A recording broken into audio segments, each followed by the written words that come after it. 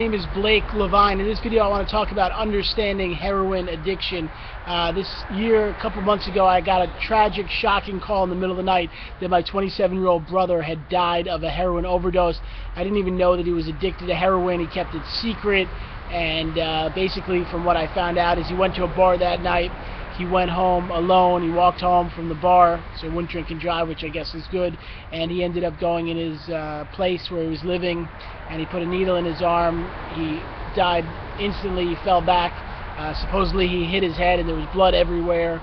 And his roommate found him the next day dead at 27, and it just was a horrible shock to our whole family. But you know, part of my search, I work as a sober coach and therapist. I've helped a lot of people with addiction and mental health issues, and I really wanted to learn, you know, why people with heroin addiction, you know, do heroin, because it seems to me, you know, if you know there's bad heroin, we know Philip Seymour Hoffman died, and you know, we hear in the news about tainted heroin. In my head, you know, if someone said, hey, you know, water is tainted, don't drink the water, you wouldn't drink the water. If someone says, hey, you know, don't eat the ice cream because it's going to get you sick, you wouldn't eat it.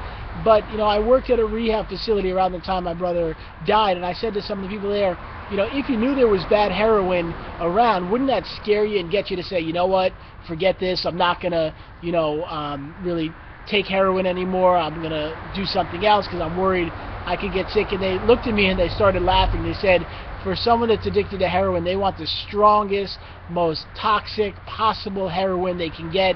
It's a better rush, it's a more thrilling challenge, and they want the strongest, most possibly lethal dose of heroin they can get. And that just blew me away. So that means those people that are addicted to heroin, they want the strongest stuff, they want the most dangerous stuff. You could tell them, hey man, this stuff's going to kill you, don't do it, and they say, great, give me double the dose.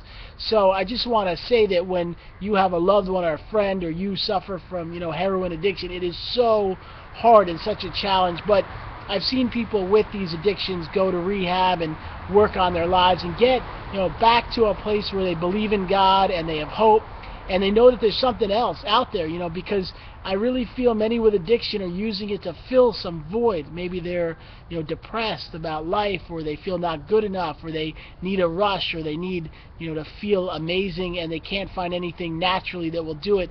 But I really believe that when you get a relationship with God and you get into rehab and you work on your life, you can find other things to fill yourself up. You can find activities that make you feel happy and alive, whether it be finding friends, or being part of a community, going to AA or NA, or, you know, doing something to feel good about your life. Because the reality is, when you're a drug addict, you have three possibilities. Someone explained this to me pretty clearly. You're either going to die, you know, from the drug addiction. You're either going to go to jail, get in a car accident, hurt someone, steal something and get arrested, or, you know, go to jail, or get into recovery. You know, those are really point blank the three choices that you have. So if you or a loved one are facing these issues, get help, get information, get as much knowledge as you can, you know, whether it be talking to a doctor, you know, reading information online, learning as much as you can. I wrote an awesome book. My brother's death inspired me to help other families that face addiction and mental illness. It's called Depression, Bipolar, and Heroin, A Guide to Dealing with Mental Illness and Addiction. And it's great for anyone. If you want to help someone, or you want to learn about these issues, or you just want to, you know, help yourself. Maybe you're facing some stressful times and you want some inspiration and some knowledge and lesson. You can get the book on Amazon, also on my website. We have so many tools we have created to help you, and we do coaching where we work with you. We'll talk by phone wherever you are in the world and just give you the encouragement and the hope and the inspiration you need to just get your life back on track, or help someone that's suffering. You can learn about all the things we do.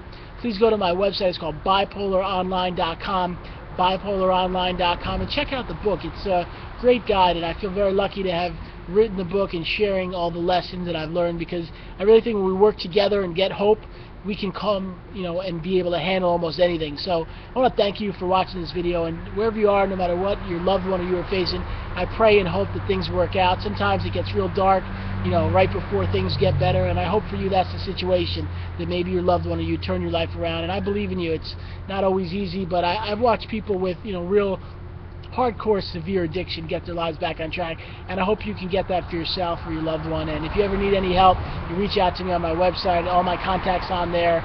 And thanks for watching this video, and check out bipolaronline.com. You have a great night.